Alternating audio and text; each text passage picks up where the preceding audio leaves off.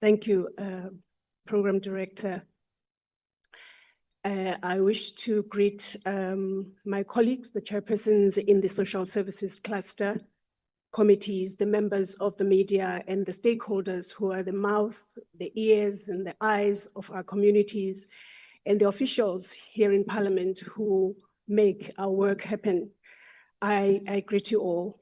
I also want to echo the sentiment of Honorable Fanny about expressing deep and sincere condolences to the families and communities of the people whose lives perished in the floods, especially the Eastern Cape, and to say that our thoughts and prayers are with them. When we express our condolences on Wednesday at our portfolio committee meeting, the minister assured us that the Department of Social Development, represented by both the national and the province, has been in the area where this tragedy has been taking place. So we express our sincere condolences. Today, we address an issue that affects nearly half of our population, that is the conditions imposed by National Treasury on SASSA's 2025 and 26 budget, and the real world impact these measures are having on the poor, the disabled, the elderly, the young, vulnerable children.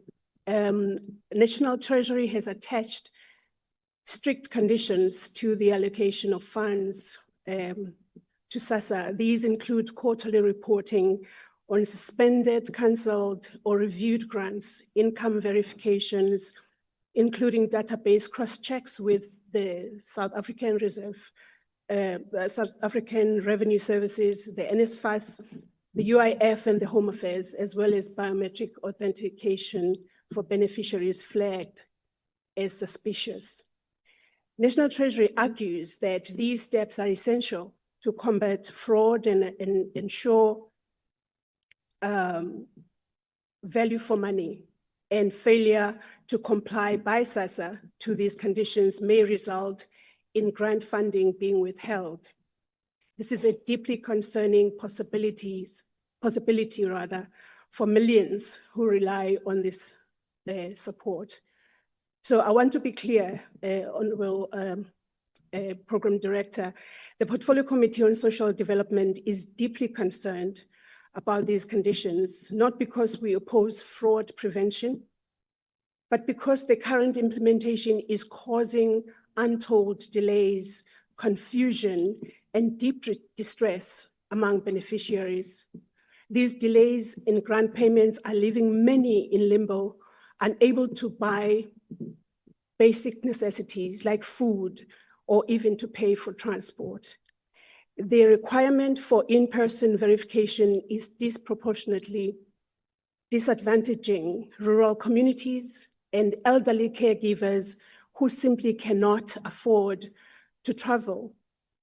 Transport costs, we have been told, reach up to 150 Rand or more per trip. This is an unaffordable amount for some beneficiaries, if not all of them. So we are being flooded by WhatsApps, SMSs, calls, emails, and so on from desperate individuals and organizations that represent communities who are unable to just know how it is that they can verify themselves without having to lose the money they already do not have. So people are being excluded from the system, and all of this, as far as we can see the conditions, is in the name of saving money. SASSA as well has defended the verification process as necessary. They argue that it prevents fraud and it ensures accurate targeting. They have reminded beneficiaries of their duty to report changes in their financial circumstances. That may be very valid, and in fact it is valid, but it cannot happen without balancing with accessibility and fairness for beneficiaries. So to ensure accountability, SASSA will now submit quarterly reports directly to the committee in addition to the National Treasury. This will allow Parliament to play a proactive oversight role, especially after lessons learned during the card replacement crisis that took place recently. So the committee acknowledges the 1.6 billion rand increase in the 2025-2026 budget grant allocation, which is intended to fund the above inflation increases. We also note and appreciate SASSA's intensifying of efforts to fight fraud, such as rollout of biometric systems, a new tender to assist the identity verification and digital upgrades, including office Wi-Fi, self-service kiosks, and action taken against fake SASSA websites. And program director, I just want to pause here and commend SASSA working with the law enforcement agencies for the recent arrests of those who are alleged to have used the opportunity of being inside SASSA to actually work with people that are stealing money from the poor. So that work is commended, and we, as the committee, are hoping and will be monitoring that it continues until we can be certain that that kind of action or that kind of practice is eradicated. As the committee, we are calling for accessible alternatives to do verifications for rural and remote communities, such as mobile units and community outreaches to be prioritized. We believe that no cost saving measure should come at the expense of people's livelihoods or basic dignity. We are of the view that the National Treasury must balance fiscal prudence with social justice. We will continue to monitor the implementation rigorously to ensure that no beneficiary is punished for being poor or living far from a SASSA office. The social grant system is not just a financial mechanism, it is a lifeline for millions of people in this country. Let us not forget the people behind statistics. There is a grandmother raising orphans. There is a young person living with a disability. There is an unemployed breadwinner trying to survive. Yes, we must protect the integrity of the systems, but never at the cost of humanity. So, Program Director, another issue that is deeply troubling our society is substance and drug abuse. Our children are drinking alcohol, our schools are not safe, our rural communities have been forgotten in the programs that are trying to prevent or change the situation of substance and drug abuse in our communities. And the institutions such as the Central Drug Authorities, which are meant to fight this crisis, are underfunded and unsupported. The CDA was established by the Prevention of and Treatment for Substance Use Disorders a policy as a statutory body to monitor and oversee the implementation of the National Drug Master Plan. It is thus gravely concerning for the Committee on Social Development that the CDA remains dependent on the Department of Social Development for finances, which is undermining its ability to operate independently across government. The lack of a dedicated budget line item makes the authority unfit for purpose, especially in achieving the governance and oversight goals outlined in the National Drug Master Plan. So the Central Drug Authority, which is tasked with coordinating the national response to drugs and substance abuse, was allocated just 7.1 million rand for the financial year 2023-2024, a fraction of what's needed to execute its mandate. The authority ended up overspending by 2.3 million rand, largely due to operational demands and lack of financial autonomy. Yet even more worrying is that its entire annual performance plan was costed at 20 million rand a figure completely ignored during the budgeting process. So that is concerning for the Portfolio Committee on Social Development. So how can the CDA fight a national war with no weapons, no money, no independence, no enforcement authority, and still be expected to lead the charge of overseeing this work in this country? It is also deeply concerning, Program Director, that 18 years after the Substance Abuse Act was passed, more than half of South Africa's municipalities still don't have functioning local drug action committees. We as the committee are concerned over the rising substance and drug abuse across all corners of our society, from learners in classrooms to entire communities struggling under the weight of addiction, poverty, and lawlessness. Substance abuse must now be treated with the same urgency as gender-based violence, as both are destroying lives, families, and the nation's social fabric. The state's response to this growing crisis is marred by governance instability, chronic underfunding, and a complete breakdown in interdepartmental cooperation. Rural areas are neglected, where treatment and prevention programs are almost non-existent. The current approach continues to favor urban centers, leaving entire provinces underserved and vulnerable. So the Minister of Social Development must urgently implement the long-standing recommendations of this committee, that the Substance Abuse Act of 2008 be amended to give the CDA stronger authority and independence so that it can be appropriated proper funding that meets its important mandate. Laws on alcohol sales to minors must be enforced, and corruption in liquor licensing issuing must be rooted out. Targeted investment in rural infrastructure for treatment and prevention is not negotiable. It's not negotiable. So a coordinated monitoring and evaluation system must be implemented across all departments. Thank you, Program Director. Thank you very much, Honorable Masango. Let me also thank all the chairpersons for their comprehensive presentations. We now get into the time for engagement.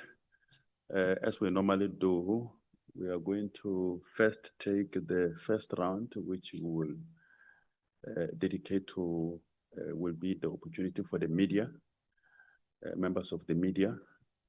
And then when we are done with the media, we will then go to the other rounds, which will then be the opportunity for our esteemed stakeholders to engage with the chairpersons. When we engage, we ask that questions.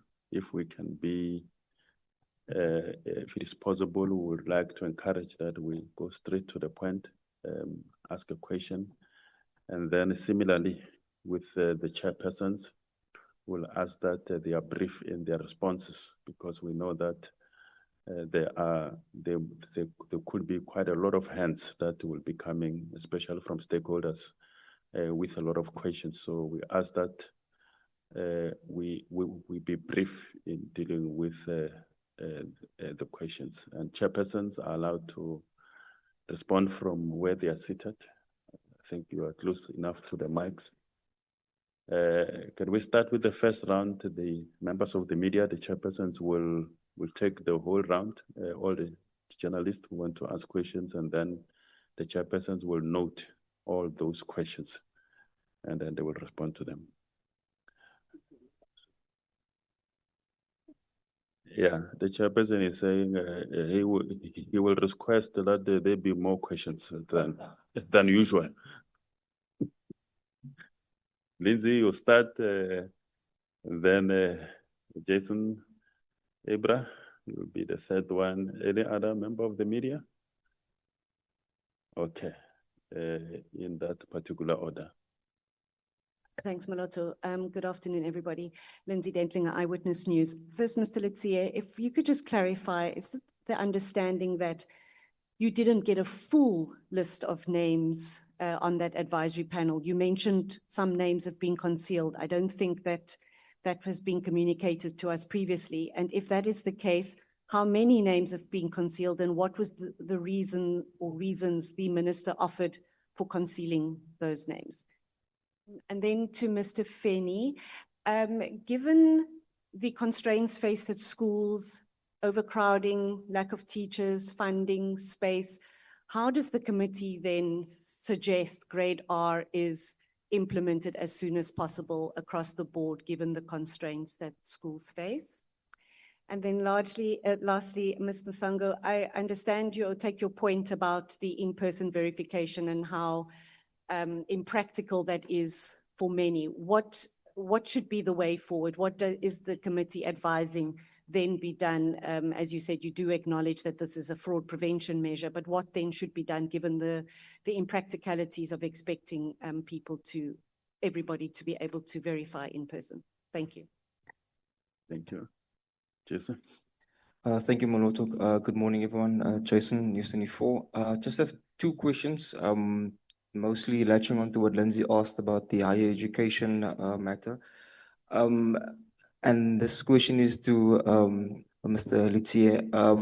It's just on last week you mentioned that you've written to Advocate Terry Mutau, who was appointed as the so-called chairperson of the panel, which has recommended these names for CETA board appointments. Has there been any response from himself, or any response from any of the other board members that you have communicated with or written to? And then what should the consequences be for the minister, Minister Ngabane, who has essentially misled the committee with this whole matter concerning the CETA appointments? Thank you. Thank you, Abra.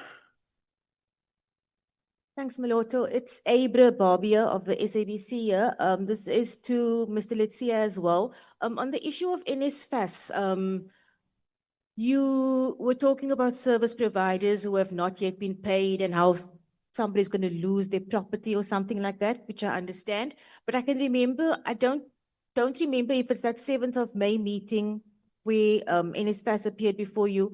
And I think it was the acting CEO who said something along the lines of they can't just make payments because they first need to verify and authenticate because they're not sure which of those service providers are actually accredited correctly with the department.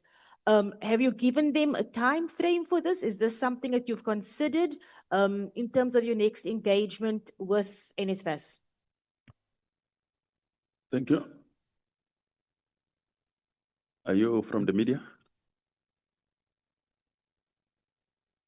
Okay, we are going to give an opportunity for stakeholders. Let's just deal with the members of the media's questions now.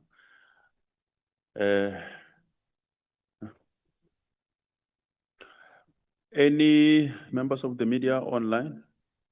I tend to forget that we are also we are hybrid. We are also virtual. Okay, there's no question from members of the media online. All right, thank you very much. Let me start with Chairperson Litia, and then Masango, and then Feni.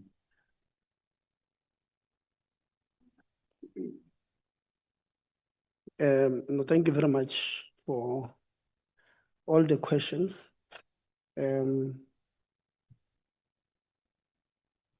Maybe start with the last one. It's true that NSFAS indicated to us that the reason why they were not paying, it's because they were verifying where a number of things. One, if the accommodation provider or providers were accredited through their own process. You'll remember there's two processes. There's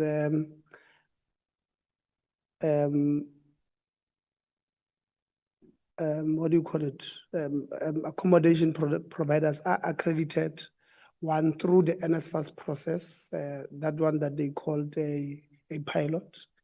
Then you have one that is accredited by universities. So NSFAS pays about 4 middlemen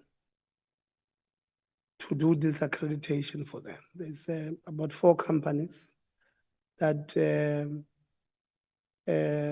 we call them middlemen because, I mean, why would you want to go and verify? It means you are saying you don't trust the reports that are coming from these people that you are paying. That is the first thing. So they said they are going to verify that process. But that process you can't verify forever. NSFAS must come to, in fact, members would have said to us, we must call them before the end of June. We must call NSFAS before the end of June. But unfortunately, because of this budget process, we can't change anything on our calendar now. But as soon as we get a day, they will have to come and respond to us. We're happy that they are saying they are going to provinces to verify this and that. That's good. But that can't take forever. That's what they would have said to us. You'll remember that members were not happy again with the quality of work of this, they call them solution partners, that these solution partners are doing. Somebody was joking in the meeting saying, these people are supposed to be called solution partners, but they are not providing any solutions. So they must be called non-solution partners. So these solution partners, somebody was saying we must call them as well, because there's a lot of problems that are attributed to individual providers, these solution partners. Some of them, the allegation that NSFAS would have released some of the money to them to pay accommodation providers, but they were keeping the money in their accounts to accrue interest and not pay these accommodation providers. Others were saying accommodation providers would have submitted invoices to them. They must submit invoices to NSFAS. NSFAS must pay these invoices to these solution partners. These solution partners must pay to NSFAS. So if NSFAS is able to pay these solution partners, what makes it difficult for NSFAS to receive this, because they are receiving invoices. They just receive it from somebody in between. They receive invoices and they're paying those invoices. So what makes it difficult for NSFAS to receive an invoice directly from an accommodation provider and pay directly? Because that's what literally has been done, but it's been done through a middleman. News 24, we have indeed, the committee resolved that we must write to all panelists. I wrote to them on Thursday morning. I've given them till Wednesday, the 25th of June, to give us written responses to questions that we have given. They must tell us when were they approached, did they receive correspondence through letters, and all of the terms of reference, all those kind of things. So because we don't have a date for us to meet with them as yet, we then ask them to give us written responses to, everything that we have asked them about the appointment, the number of meetings they've had, all those kind of things, including Advocate Terry Motau, we've written to him. None of them, we've given the deadline is on Wednesday, so none of them has written back to us.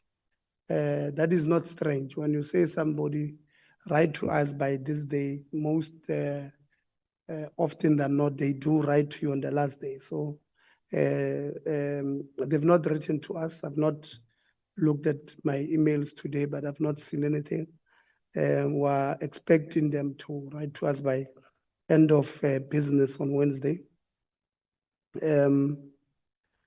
What consequence management for the minister?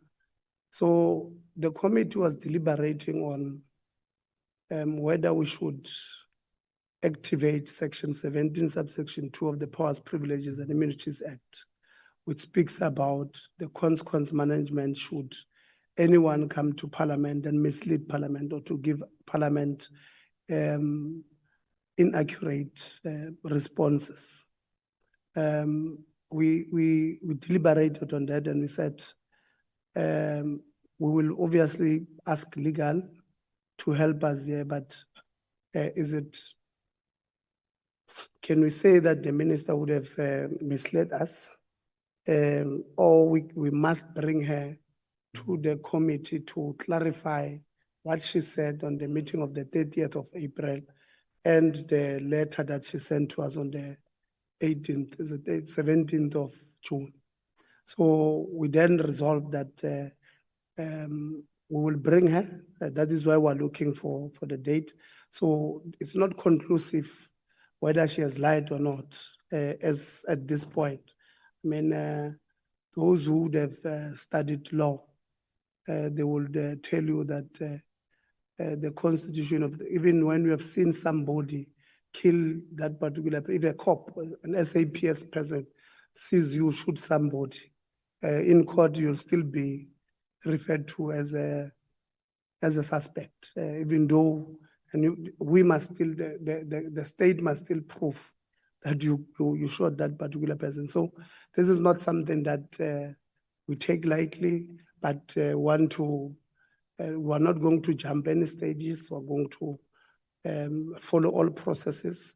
So there's it's also not right to speak about if you find that she lied, what would happen? But I'm sure you know, we've clarified in the letter that we are empowered, by the way, by the Constitution, firstly, of this country, Section 55, that tells us that we must hold the ministers or the executive and all national departments and all national entities under that department accountable.